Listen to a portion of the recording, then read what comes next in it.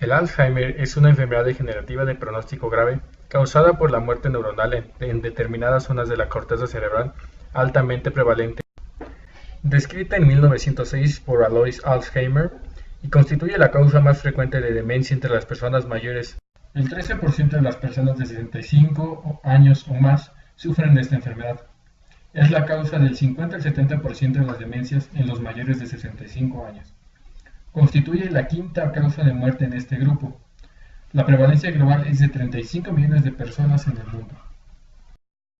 Las principales características que presentan son: declinación de la función cognitiva general. Es la causa más frecuente de demencia. La mayoría de los casos se presenta en la forma espontánea.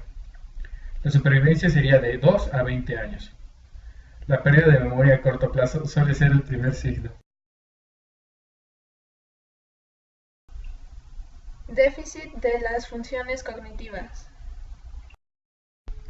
La afasia es un trastorno causado por lesiones en las partes del cerebro que controlan el lenguaje y pueden dificultar la lectura y la escritura. Esta deficiencia afecta el área de Broca encargada de la producción del lenguaje y el área de Wernicke o interpretativa general. La apraxia es un trastorno neurológico caracterizado por la pérdida de la capacidad de llevar a cabo movimientos diestros y gestos, a pesar de tener el deseo y la habilidad física para hacerlos. La agnosia es la incapacidad de procesar la información sensorial, seguido de la incapacidad para reconocer objetos, personas, sonidos, olores o tamaños, mientras que el sentido en sí no falla y tampoco hay una pérdida de memoria. También se presentan trastornos psiquiátricos y dificultades para realizar las actividades de la vida diaria. Para conocer más sobre la bioquímica de la enfermedad de Alzheimer, se debe conocer la etiopatología, y para ello se deben conocer los siguientes conceptos. El primer concepto, que es el término amiloide, que se refiere al depósito extracelular de proteínas o fragmentos de proteínas en distintos tejidos y órganos. Este depósito es causado por dos factores. El primero sería el aumento de producción de la depuración disminuida, y el segundo, la acumulación de forma mutada de dicha proteína. El amiloide en general se caracteriza como AX, donde la A representa la amiloidosis, que sería el depósito, y la X la proteína en fibra, la cual generalmente está representada por fragmentos proteolíticos que, en vez de presentar una estructura secundaria en hélice alfa, presentan una hoja plegada beta, por lo que se dice que hubo un error en el plegamiento de la proteína. La proteína en cuestión de Alzheimer es el amiloide beta, la cual deriva de una molécula denominada APP, que es una proteína precursora amiloide que se encuentra en el cromosoma 21. Es una glucoproteína que se caracteriza por intervenir en el crecimiento de las neuronas, su supervivencia y su aparición por daño.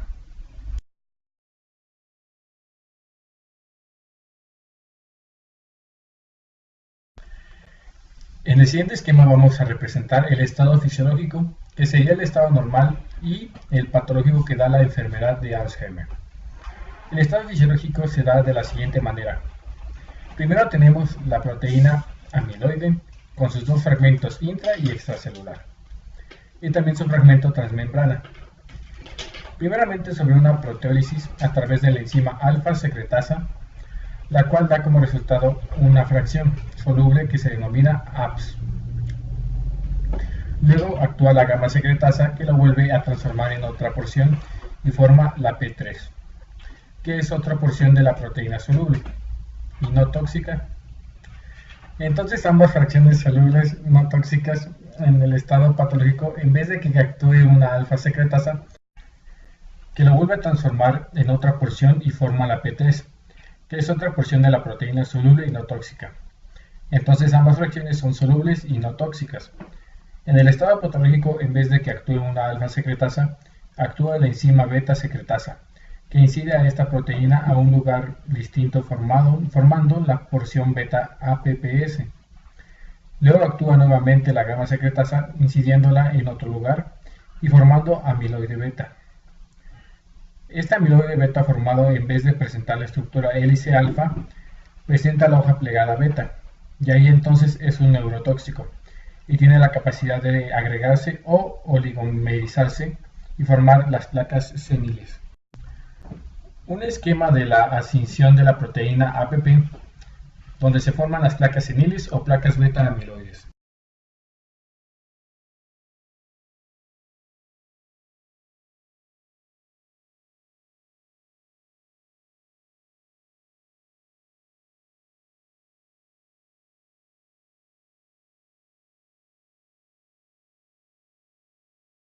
Hay dos tipos de amiloide, beta amiloide y beta 40 y lámina beta 42.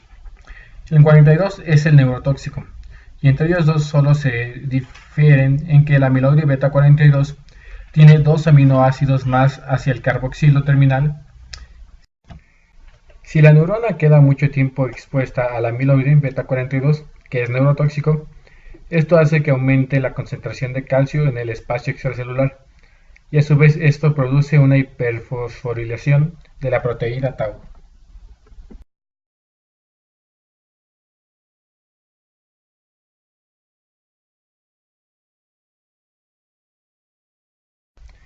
En las proteínas tau se encuentran los microtúbulos, cumpliendo la función de estabilizar el ensamblaje.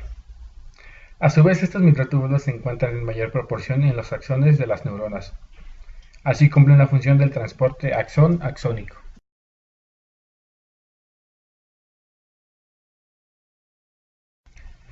En el esquema se observa un estado fisiológico y estado patológico. En un estado fisiológico o normal, esta proteína tau, como dijimos, se estabiliza los microtúbulos y es fosforilada por una quinasa, o sinasa, que depende a su vez de un sistema calcio.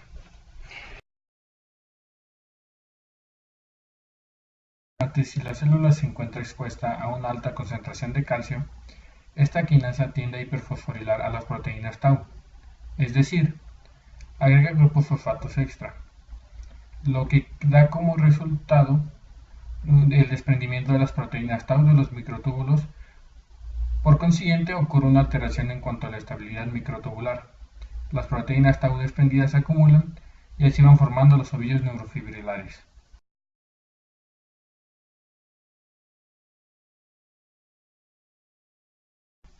En este esquema se pueden observar principalmente dos neuronas, una de ellas sana y la otra dañada. En la parte derecha superior hay una imagen en la que se puede apreciar cómo las proteínas tau estabilizan a los microtúbulos, y así pudiendo ocurrir de forma normal los transportes axónicos. Mientras en la parte derecha inferior, la imagen muestra cómo las proteínas tau se desprenden de los microtúbulos, alterando así la función microtubular. En esta imagen se puede observar la principal diferencia que existe entre los ovillos neurofibrilares y las placas amiloides. Como se ve, los ovillos neurofibrilares tienden a formar cúmulos dentro de la célula, o se hace que son intracelulares, pero más bien se encuentran en mayor proporción en el cuerpo soma neuronal, mientras que las placas amiloides son extracelulares.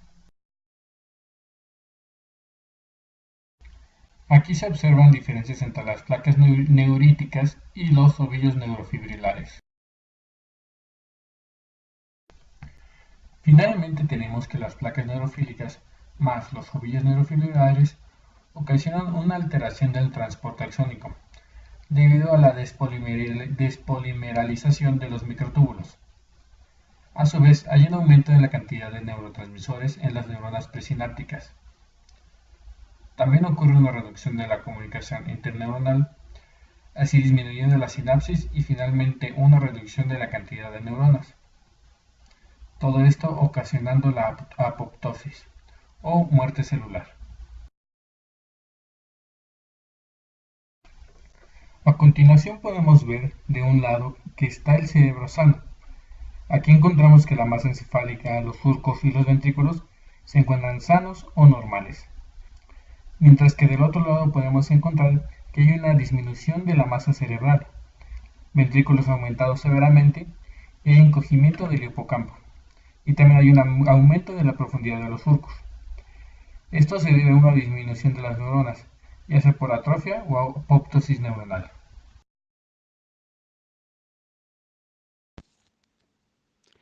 Otro factor que se encuentra relacionado con la enfermedad de Alzheimer es la alipoproteína E. Esta presenta su cromosoma en el gen 19 y se encarga principalmente del transporte de lipoproteínas. Entre algunos aspectos bioquímicos en la enfermedad de Alzheimer se encuentra la disminución de lípidos totales. Esto es porque el tejido cerebral se encuentra compuesto mayoritariamente por lípidos, la disminución del consumo de oxígeno en el cociente respiratorio y también del flujo cerebral.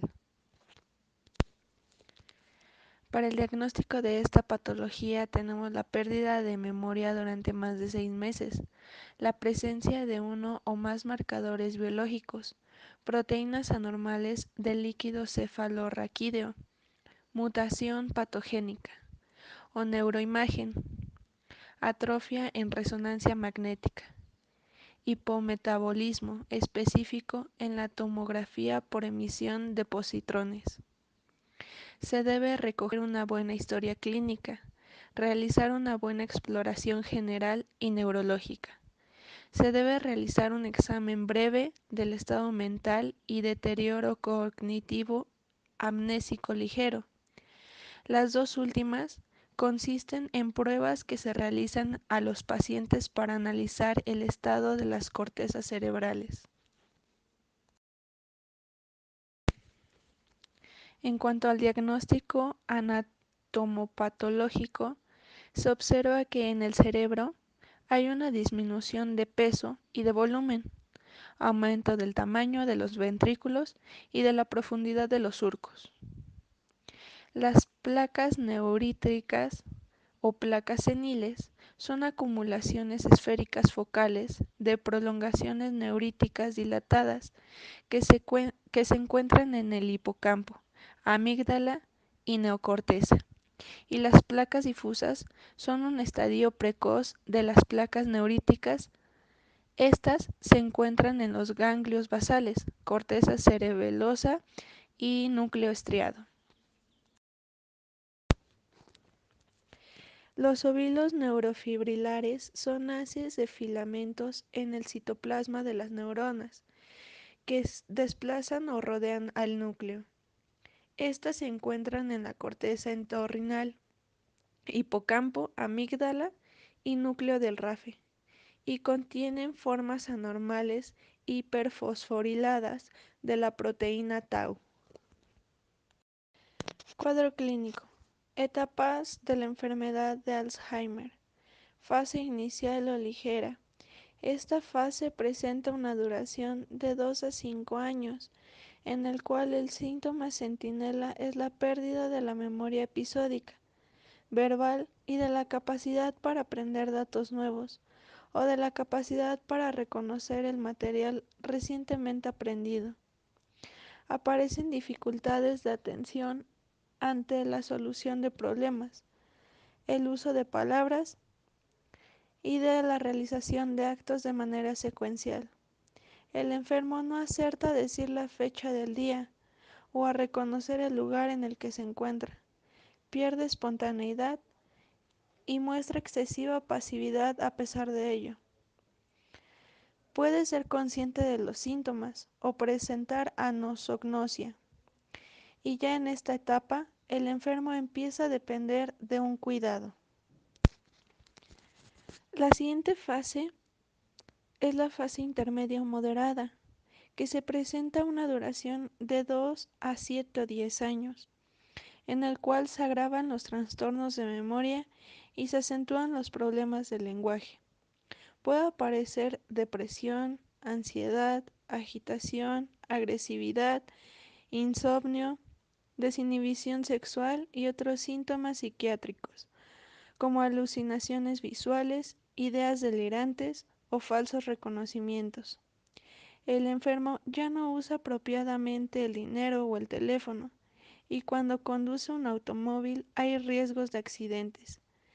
Pierde las habilidades culinarias y de manejo de electrodomésticos. En esta etapa, el enfermo comienza a hacerse parcialmente dependiente de un cuidador para asearse, vestirse o salir a pasear. En la siguiente fase es la fase avanzada o grave, la cual tiene una duración de 3 años. Se presenta una dificultad para entender el lenguaje, para leer o escribir. El paciente pierde progresivamente el habla y se va haciendo mudo, y hay una dependencia mucho más grande de su cuidador, hasta para lo más básico, como aseo, vestido y comida. En un estadio final se ve confinado en la cama, pues pierde la motilidad, adopta una postura fetal y muere por complicaciones infecciosas broncopulmonares o urinarias. El tratamiento. No hay algún tratamiento específico ni terapia eficaz, pero se utilizan las siguientes drogas. Donepestilo, que inhibe la actividad de la colinesterasa, y memantina, que es antagonista de los receptores de N-metil y de aspartato. En cuanto a la prevención, tenemos que a partir de los 40 a 50 años deberían de seguir lo siguiente: una dieta rica en ácidos grasos omega 3, la cual podemos encontrar en aceites de girasol o aceites de oliva.